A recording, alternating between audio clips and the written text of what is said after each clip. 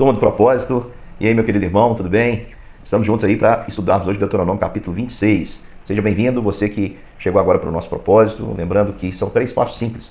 Ler um capítulo da Bíblia por dia, um capítulo apenas, de maneira sucessiva. Hoje Deuteronômio 26, amanhã o 27 e assim por diante. Orar todos os dias, temos orado por você, ore também, coloque diante do Senhor a sua vida. E também, meu querido irmão, tentar mudar. Todos nós precisamos mudar em alguma área, peça ao Senhor ajuda e pode contar com Ele, pode ter certeza que você vai conseguir alcançar essa vitória e mudar também. Vamos lá para Deuteronômio capítulo 26, queria dizer para você não desistir, e se você chegou agora e já perdeu uma parte, não viu os capítulos anteriores, não fiquem desanimados, isso aí vai ficar salvo para que você possa ver quantas vezes quiser. Nós queremos chamar você para estarmos juntos nessa jornada. Vá conosco todos os dias, não perca a leitura do dia e o capítulo, a meditação que nós colocamos aqui neste grupo. Deus abençoe, vamos lá. Deuteronômio capítulo 26 vai falar do momento em que o povo chega à terra, ao chegar à terra de Canaã, que era uma promessa ali de posse. Interessante Deus usar essa palavra posse, que o Senhor dá à terra. Na verdade, posse é diferente de propriedade. A propriedade ela sempre vai ser do Senhor. Aliás, até hoje, nos dias de hoje, tudo que nós temos é de Deus e nós somos apenas posseiros, somos apenas aqueles que são possuidores no tempo presente, administramos tudo para o Senhor. O Senhor é o dono de toda a terra, tudo pertence a Ele. Nós aqui na terra somos apenas aqueles servos que administram e devemos fazer da melhor maneira possível, cumprindo aí todo o propósito de Deus. Então o povo chegaria naquela terra, teriam posse, agora não seriam mais possuídos como escravos, como propriedade, mas teriam posse de propriedade, portanto esse é o atestado da liberdade deles. Vamos lembrar que no Antigo Testamento essa história de escravidão remete à nossa situação espiritual. O povo de Israel foi escravo no Egito, nós somos escravos do pecado, fomos escravos do pecado. O povo foi liberto pela mão poderosa do Senhor, nós fomos libertos pela mão poderosa do Senhor, que levou Cristo à cruz para morrer por nós e perdoar os nossos pecados.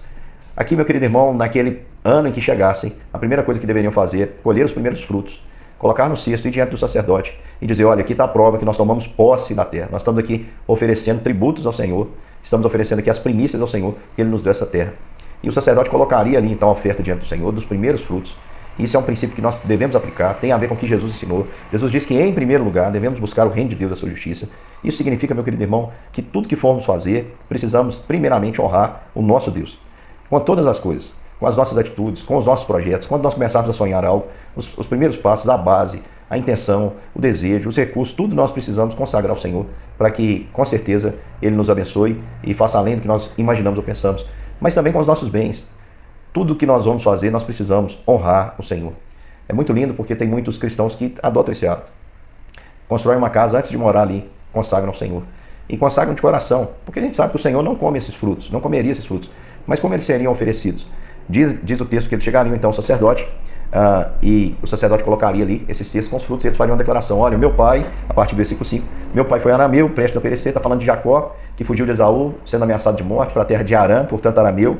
Ele foi para o Egito, aí já está falando da família dele, que cresceu, veio o período de fome. Eles foram para o Egito, ali viveram como estrangeiro, foram pouca gente, depois se tornou uma nação grande, poderosa, ao ponto dos egípcios aí terem medo dos seus escravos. Por isso oprimiram e impuseram dura servidão. E eles clamaram a Deus e Deus ouviu, e foi com o braço estendido, com grande espanto, milagres, que o Senhor tirou da servidão e trouxe para essa terra que emana leite e mel. Então, antes da oferta ser oferecida, olha que interessante essa posição no texto. O povo deveria declarar que não foi pela sua própria mão, não foi pela sua força, foi pelo braço estendido e a mão poderosa do Senhor que eles adentraram ali aquela terra. Portanto, meu querido irmão, em primeiro lugar, eles precisavam reconhecer que era a graça de Deus que havia conduzido. Depois de reconhecerem isso, aí sim, diz o texto, que deveria haver alegria e eles haveriam ali, haveria ali então o momento em que a oferta seria colocada, diz assim, então você as colocará diante do Senhor seu Deus e se prostrará diante dele e ali vão se alegrar. Quem iria se alegrar? Iria se alegrar os levitas, os estrangeiros. Por quê? Porque aquele fruto, aquela primícia, ela seria dividida ali, seria ofertada aos levitas e também aqueles estrangeiros que estavam ali no meio, que dependiam aí dessa oferta, dessas ajudas por não possuírem, portanto, herança e deveriam ser bem tratados. Preste atenção na ordem, primeiro ele declara que é a graça de Deus que fez, e depois a sua oferta é aceita. Por meio de quem? Por meio de Cristo, que é a primícia. Vamos lembrar que as primícias, na Bíblia, tem uma ligação estreita com Cristo. Porque Cristo, a Bíblia diz que ele é a primícia dos que dormem. Aí você pode pensar, como assim? Quem morreu primeiro, Abraão ou Cristo? Na história humana, cronológica, Abraão morreu primeiro que Cristo. Mas no propósito de Deus, meu querido irmão, ninguém morreu antes de Cristo. Porque a Bíblia chama Cristo, lá no livro de Apocalipse, de um cordeiro morto antes da fundação do mundo. A Bíblia diz que Deus nos escolheu em Cristo Jesus, escolheu nele, em Cristo Jesus, antes da fundação do mundo. Portanto, lá, antes de existir qualquer coisa, Cristo já havia decidido morrer por você em seu coração. Portanto, ele é a primícia dos que dormem, ele é o melhor dos frutos que Deus poderia oferecer por nós, o melhor de tudo. Portanto, Deus é digno de receber de nós o melhor. E nós só podemos oferecer algo por meio da graça de Deus. Antes de trazermos as primícias das nossas mãos, que são coisas, nós precisamos lembrar desse princípio espiritual, de que a graça de Deus, por meio de Jesus Cristo, é que nos faz sair da escravidão e adentrar uma terra preciosa, sair do estado de morte e passarmos a ter vida, sair do estado onde nós éramos apenas escravos e agora poder oferecer algo ao Senhor por meio de Jesus Cristo. E aqui também fala sobre o dízimo, a partir do versículo 12, que diz que quando no terceiro ano, olha aqui, a ordem vai ser diferente. No terceiro ano é o ano dos dízimos. Você acabar de separar todos os dízimos da colheita. Então, a primícia era uma coisa, o dízimo era outra coisa. As primícias eram os primeiros frutos. Aí continuava a colheita. Depois do terceiro ano, separava o dízimo de todas as colheitas. Sabe o que deveria acontecer agora? Aqueles dízimos da colheita deveriam ser dados aos levitas, aos estrangeiros, aos órfãos, às viúvas, para que comam até se fartarem na cidade de vocês. Era um ano em que tudo isso seria dado a essas pessoas que necessitavam dessa ajuda e eles comeriam até ficarem satisfeitos. E aí, olha só, aqui, na questão da primícia, primeiro havia a declaração, depois a oferta. Aqui vem a oferta e depois a declaração. E aí, cada um iria diante do Senhor e falaria da seguinte maneira: tirei da minha casa o que é consagrado, dei também aos levitas, estrangeiros, aos órfãos, segundo todos os mandamentos que tenho ordenado, nada transgredido dos teus mandamentos, e não esqueci. Versículo 14, deveria declarar: dos dízimos não comi quando estava de luto, deles nada tirei estando impuro, e nem dei eles para a casa de algum morto. Obedeci a tua voz, meu Deus, segundo tudo que me ordenaste, o que eu fiz. Agora olha do céu e me abençoe. Olha que interessante, agora a ordem inverte. Primeiro, colhe, oferta, alimenta, depois vem diante de Deus e diz: Senhor, fiz o que o Senhor mandou. E é interessante a declaração aqui, que diz assim, que tudo que estava consagrado, do que era consagrado ao Senhor, não comi quando estava de luto. Porque às vezes, no momento da tristeza, a gente esquece os votos para com Deus e fala: Deus não está merecendo, não, me entristeceu, tirou a pessoa que eu amo, etc e tal. Vai lá e toca naquilo que não deveríamos tocar. Aqui diz também que não tirou nada estando impuro. Eu não estou vivendo de maneira correta mesmo, sou impuro, então para que eu vou ser fiel nessa parte? Aquela ideia de que uma infidelidade pode gerar várias.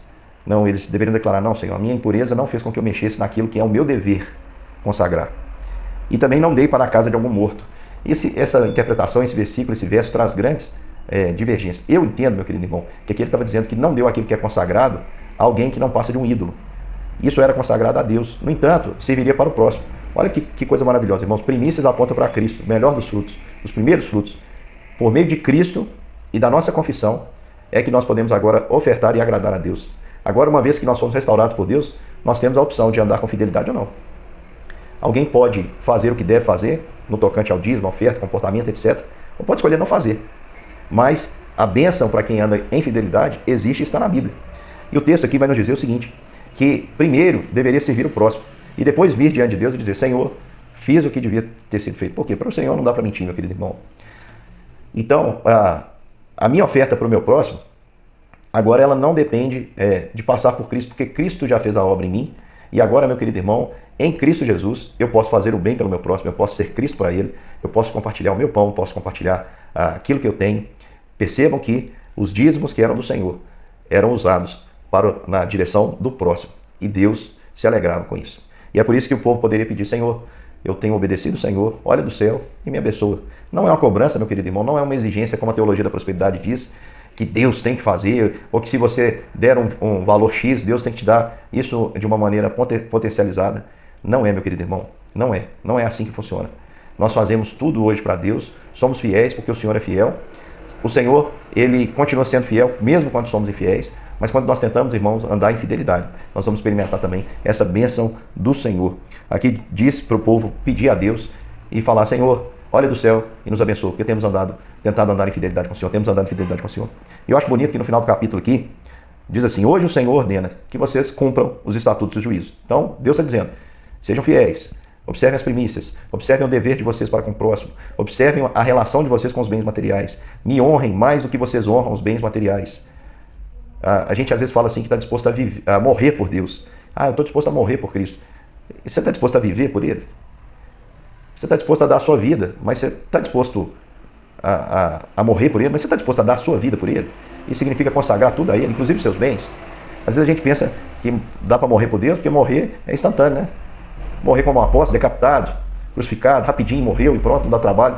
Não, meu querido irmão, Deus quer que você ofereça o seu corpo como sacrifícios vivos ao Senhor. Portanto, viva para o Senhor. Viva, honre ao Senhor. Em primeiro lugar na sua vida, honre o Senhor. Seja fiel cumpridor do seu dever. Ah, mas tem dia que eu não quero. Não liga para isso. Você não é guiado pelo seu querer, você não é guiado pelo seu sentir, você não é guiado pelo que as pessoas acham de você, você não é guiado por aquilo que você pensa que você é, você não é guiado nem por aquilo que você acha na sua classificação que você não é aceito ou não. Para com isso, meu querido irmão. Cumpra o seu dever. Seja guiado pelo dever. Você é um soldado arregimentado para batalhar pelo Senhor aqui na face da terra. E um soldado, meu querido irmão, ele não é guiado por nenhum desses sentimentos, senão pelo dever de obedecer ao Senhor. Obedeça ao Senhor. Mesmo quando for difícil, obedeça. Mesmo quando você não entenda, mesmo quando você estiver sofrendo, mesmo quando isso te parecer injusto, obedeça. Lá na frente, você vai ver Deus fazendo tudo cooperar para o seu bem. E eu acho lindo que nesse texto aqui, depois dos homens declararem diante de Deus, no primeiro momento declarar que foi a mão do Senhor que trouxe, que os fez entrar na terra prometida, declarar depois ao Senhor que fez o que ele havia ordenado.